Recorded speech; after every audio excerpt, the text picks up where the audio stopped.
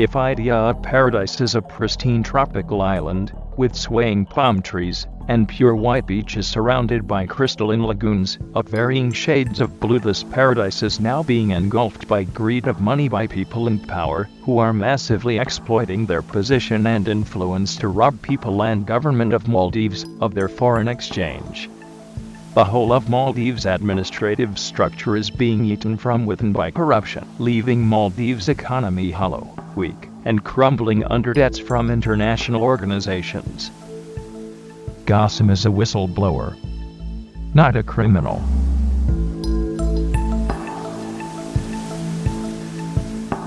On the 18th of February, 2016, Gasim Abdul Karim, manager at Bank of Maldives' Nilanda branch, was arrested by Maldives Police Service for leaking detailed bank statements of a SOF private limited company that is in the midst of one of the biggest cases of grand corruption, money laundering.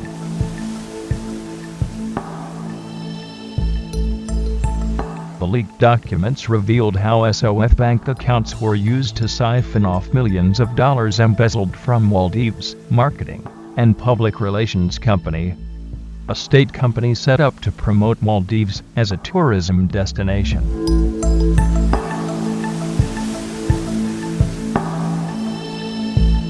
The issue was first flagged in an audit report published in 2014 by the then Auditor General, Nidaz Ibrahim. The report revealed that a staggering $6 million had been embezzled from MMPRC by the ruling party politician and ministers. In his report, Niyaz recommended a thorough investigation to hold those responsible to account. 4 years ago, Gasim Abdul Karim was hired by Bank of Maldives to manage their branch in Resto.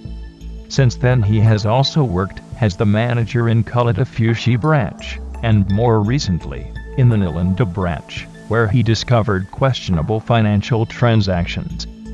Instead of taking his discovery to the seniors at the bank or reporting to relevant state authorities, Gasim chose to email the documents to some 500 bank staff and a further 99 people, for which he was sacked, arrested, and eventually charged with unauthorized disclosure of private information. Gasim Abdul Karim was arrested on the 18th of February, 2016. There have been many opinions about Gasim, his motives and interests. The state considers him a criminal. Others view him as a whistleblower who exposed corruption involving powerful people, for which he is being unfairly targeted and persecuted by the state. For the most part, his case has been ignored by a desensitized public driven to exhaustion by the continuous targeting of individuals even slightly critical of the state. By exposing a clear case of corruption, gained no monetary benefit, nor was he expecting to acquire political or institutional power, and therefore acted in good faith. This makes Gasim a whistleblower, and the state has a responsibility to ensure his protection. However, the state has decided to prosecute Gasim as a criminal. The reason for this becomes clear when we look at what has been revealed so far about the MMPRC scandal. The latest audit report states that a total of $79.37 million was embezzled through MMPRC, and of this, $70.17 million was deposited into the bank account of SOF Private Limited.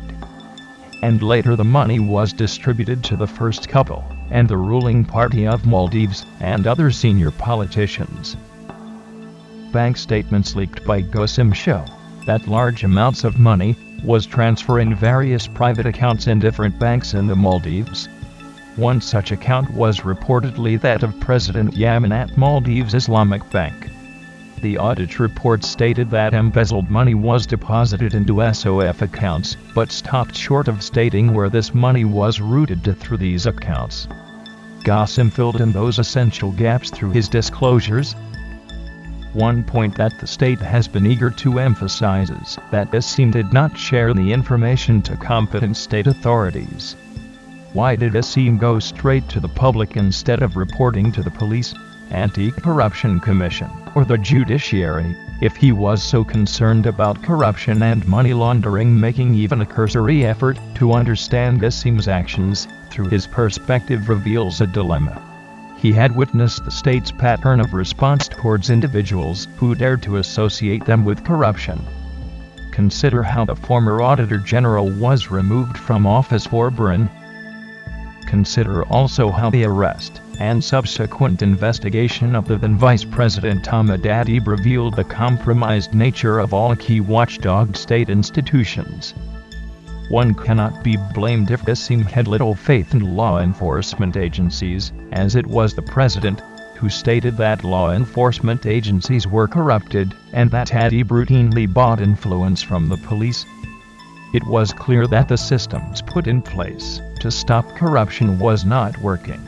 As for the Anti-Corruption Commission, the chair of the commission just a few short months back accepted a luxury flat gifted to him by the President's Economic Council, which is co-chaired by the President.